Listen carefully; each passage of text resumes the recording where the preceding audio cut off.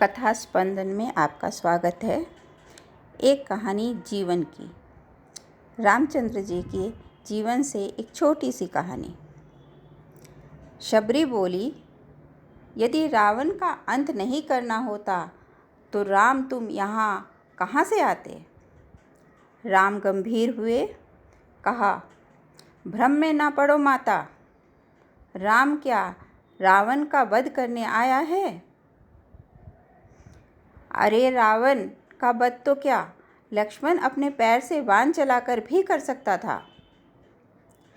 राम हजारों कोस चलकर इस गहन वन में आया है तो केवल तुमसे मिलने आया माता, ताकि हजारों वर्ष बाद जब कोई पाखंडी भारत के अस्तित्व पर प्रश्न खड़ा करे तो इतिहास चिल्लाकर उत्तर दे कि इस राष्ट्र के क्षत्रिय राम और उसकी भीलनी माँ ने मिलकर गढ़ा था। जब कोई कपटी भारत की परंपराओं पर उंगली उठाए तो काल उसका गला पकड़कर कहे कि नहीं, यह एकमात्र ऐसी सभ्यता है जहाँ एक राजपुत्र वन में प्रतीक्षा करती एक दरिद्र वनवासी से भेंट करने के लिए 14 वर्ष का वनवास स्वीकार करता है।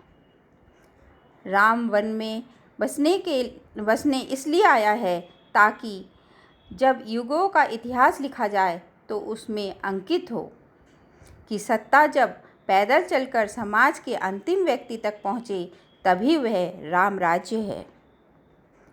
राम वन में इसलिए आया है ताकि भविष्य में स्मरण रखे कि प्रतीक्षाएं अवश्य पूरी होती हैं।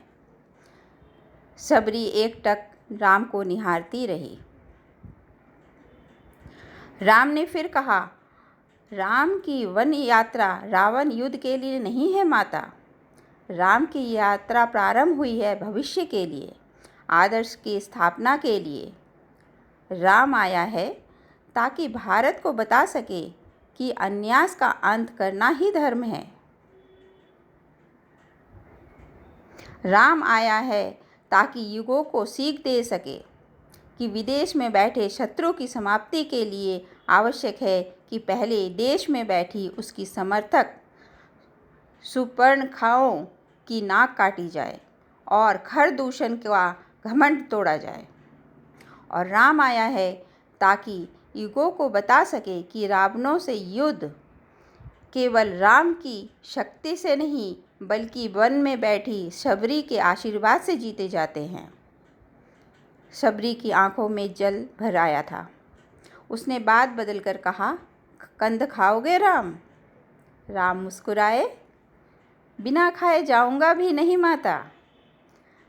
शबरी अपनी कुटिया से झोपड़ी में कंद लेकर आई और राम के समक्ष रख दिया।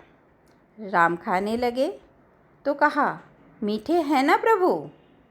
राम बोले, यहाँ आकर मीठे और खट्टे का भेद भूल गया हूँ माता। बस इतना समझ आ रहा है कि यही अमृत है। शबरी मुस्कुराई और बोली, सचमुच तुम मर्यादा पुरुषोत्तम हो राम। गुरुदेव ने ठीक ही कहा था। धन्यवाद।